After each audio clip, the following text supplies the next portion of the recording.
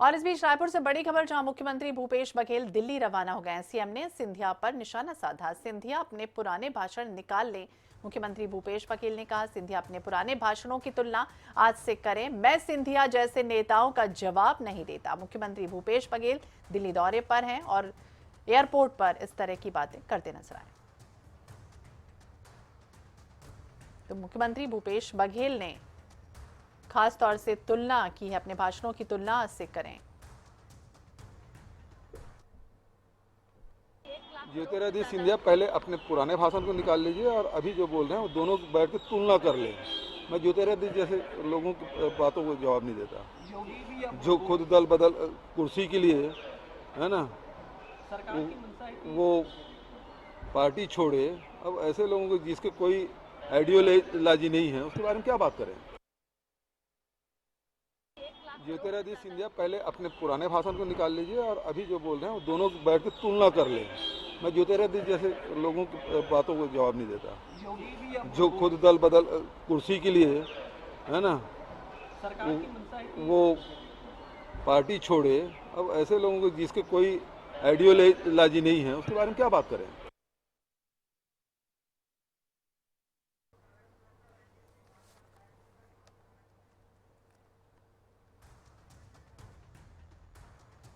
कांग्रेस प्रवक्ता धनंजय ठाकुर जी हमारे साथ जुड़ गए। धनंजय जी, बहुत बहुत स्वागत है आपका NH 24/7 पर। जिस तरह से मुख्यमंत्री भूपेश बघेल ने एयरपोर्ट पर जाते जाते कह दिया ज्योतिरादित्य सिंधिया को लेकर कि वो अपने पुराने भाषणों को पहले सुन लें और अभी के भाषणों को सुन लें, और उसके बाद इस तरह से उनकी बातों का वो जवाब नहीं देना चाहते हैं।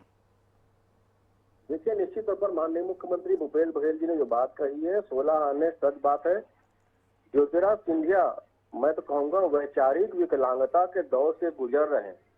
जब देश को इस केंद्र में बैठी मोदी सरकार के खिलाफ जब देश की जनता की लड़ाई लड़नी थी, उस दौरान सिंधिया अपने निजी स्वार्थों के चलते, महत्वाकांक्षा के चलते आज उनके साथ जुड़े हैं और उनका गुणगान कर रहे हैं। यही वो सिंधिया है जो कांग्रेस पार्टी में नेता हुआ करते थे। उस दौरान मोदी सरकार के तमाम जो बुरी नीतियां हैं, जो जन विरोधी नीतियां, उसके खिलाफ भाषण देते थे, उसका विरोध करते थे। तो स्वाभाविक सी बात है, माननीय मुख्यमंत्री भूपेश बघेल जी ने जो कहा 16 ने सच बोलने से पहले अपने पुराने भाषण को सुनना चाहिए। और जो वैचारिक विकलांगता के दौर से सिंधिया गुजर रहे हैं, ये उनके खुद के लिए बुरे बुरे दिन की तरह है। जी, हमारे साथ रजनीश सिंह जी भी जुड़े हुए हैं, भाजपा के विधायक हैं। रजनीश जी, बहुत बहुत स्वागत है आपका NH 24/7 पर। और जिस तरह से मुख्यमंत्री भूपेश बघेल दिल्ली के लिए रवाना हुए हैं और एयरपोर्ट पर वो खासतौर से बातें करते हुए नजर आए। ज्योतिरादित्य सिंधिया के लिए उन्होंने कहा कि दल बदल करने वालों का जो है वो उनका जवाब नहीं देते। मैं उनसे क्या कुछ कहूँ। हमारे साथ धनंजय ठाकुर जी भी जुड़े हुए हैं। उन्होंने कहा कि दल बदल करने वालों का वैचारिक विकलांगता एक तरह से करार दिया ज्योतिरादित्य सिंधिया को। क्या कुछ कहेंगे आप? मुख्यमंत्री जी का सोच दर्शाता है वो छत्तीसगढ़ के लिए क्या चाहते हैं। जी, दल बदल के बारे में बात करेंगे तो बहुत सारी बातें अभी आएगी जिसका जवाब कांग्रेस के पास नहीं है कि किसको किसको शामिल कराए हैं, क्या क्या किए हैं। रही बात, अभी मुख्य चीज है कि माननीय ज्योतिरादित्य सिंधिया जी आज एक प्रमुख मंत्रालय का दायित्व निभा रहे हैं और जिसको छत्तीसगढ़ में उनका बहुत आवश्यकता है।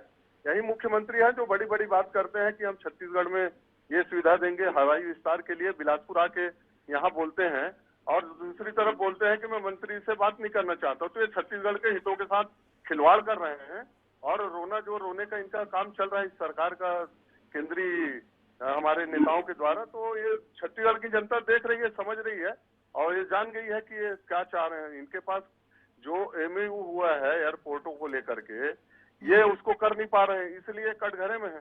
तो क्या करें, अब छत्तीसगढ़ की जनता को बताना है, इसलिए ये बातें हैं। छत्तीसगढ़ की जनता समझ रही है, लेकिन आने वाले समय में इनको जवाब मिलेगा कि एक मंत्री।